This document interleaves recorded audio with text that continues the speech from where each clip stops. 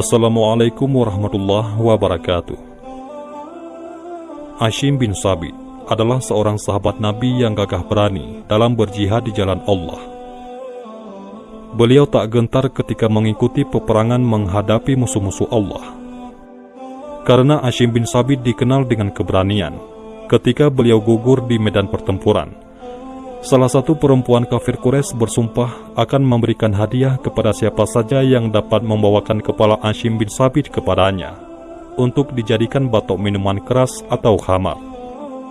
Namun sebelum kita bahas kisahnya, mari kita sukai video ini, komen, dan berlangganan, serta bagikan video ini agar bermanfaat bagi semua.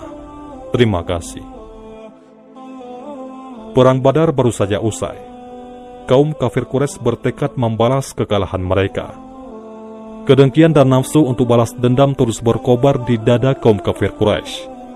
Tidak saja kaum pria, bahkan perempuan-perempuan bangsawan kaum kafir Quraisy pun turut pula ke Uhud untuk menggelorakan semangat perang. Di antara para wanita itu, terdapat Hindun binti Utbah, yaitu istri Abu Sufyan bin Harbi, Ruwaitah binti Munabbi, istri Amr bin As, Sulafah binti Sa'ad beserta suaminya, yakni Tolhah dan 3 orang anak laki-lakinya, Musafik, Julas, dan Kilab, serta banyak lagi wanita-wanita lainnya.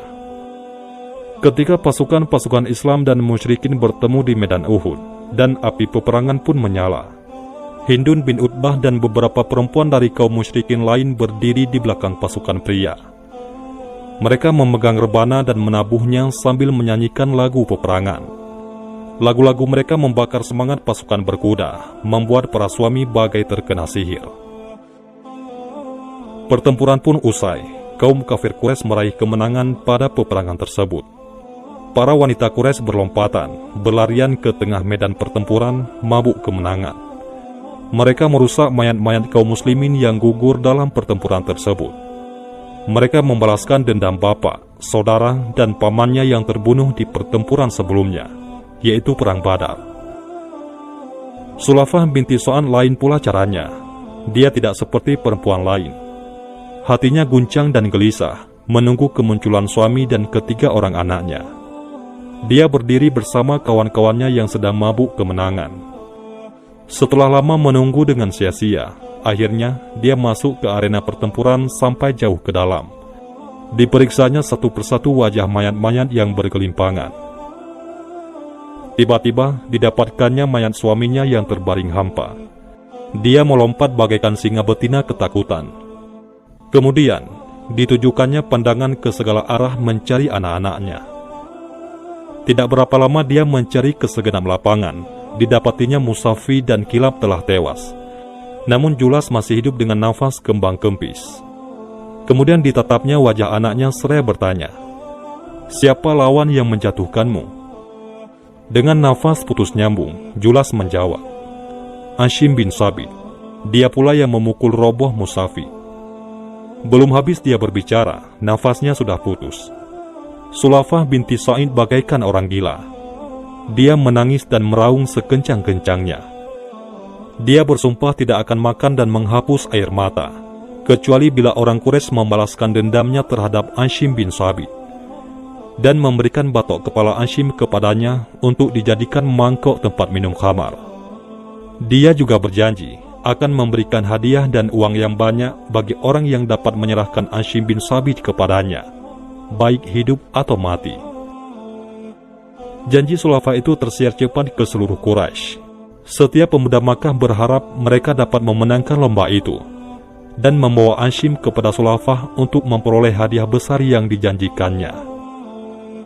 Seusai perang Uhud, kaum muslimin pun kembali ke Madinah. Mereka membicarakan pertempuran yang baru dialami.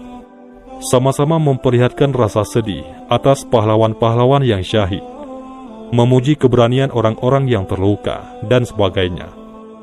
Mereka pun tidak ketinggalan menyebut nama Hashim bin Thabit yang dikatakan sebagai pahlawan gagah tak terkalahkan. Mereka kagum bagaimana Hashim mampu merobohkan 3 bersaudara sekaligus. Seorang di antaranya berkata, "Itu soal yang tidak perlu diherankan. Bukankah Rasulullah pernah mengingatkan ketika beliau bertanya beberapa saat sebelum berkobar perang Badar, "Bagaimana caranya kamu berperang?" Lalu Hashim tampil dengan busur panah di tangan, lalu berkata, "Jika musuh berada di hadapanku 100 hasta, aku panah dia. Apabila musuh mendekat dalam jarak tikaman lembing, aku bertanding dengan lembing sampai patah. Jika lembingku patah, kuhunus pedang, lalu aku main pedang." Maka Rasulullah bersabda, "Begitulah berperang. Siapa yang hendak berperang, berperanglah seperti Hashim." Tidak berapa lama setelah perang Uhud, Rasulullah memilih 6 orang sahabat untuk melaksanakan suatu tugas yang penting, dan beliau mengangkat Hashim bin Thabit sebagai pemimpin. Orang-orang terpilih ini berangkat melaksanakan tugas yang dibebankan oleh Rasulullah kepada mereka. Di tengah jalan, tidak jauh dari Makkah, sekelompok kaum Huzail melihat kedatangan mereka. Kelompok itu segera mengepung mereka dengan ketat. Hashim dan kawan-kawan dengan sigap menyambar pedang masing-masing dan siap siaga menghadapi segala kemungkinan. Orang-orang Huzail berkata, "Kalian tidak akan berdaya melawan kami. Demi Allah, kami tidak akan berlaku jahat terhadap kalian jika kalian menyerah. Kalian boleh mempercayai sumpah kami dengan nama Allah." Para sahabat Rasulullah berpandangan satu sama lain seolah-olah bermusyawarah sikap apa yang harus diambil. Hashim menoleh kepada kawan-kawannya seraya berkata, "Aku tidak dapat memegang janji orang-orang musyrik itu." Kemudian diingatnya sumpah Sulafah untuk menangkapnya. Hashim kemudian menghunus pedangnya sambil berdoa, "Ya Allah, aku menjaga agamamu dan berperang karenamu. Maka lindungilah tulang dan dagingku, jangan biarkan seorang musuh pun dapat menjamahnya." Hashim dan rekan-rekannya menyerang orang-orang Huzail. Mereka bertiga bertempur mati-matian, sehingga akhirnya roboh dan gugur satu persatu sebagai syuhada. Adapun kawan Hashim 3 lagi menyerah sebagai tawanan. Mereka dikhianati oleh kaum Huzail yang tidak memenuhi janjinya.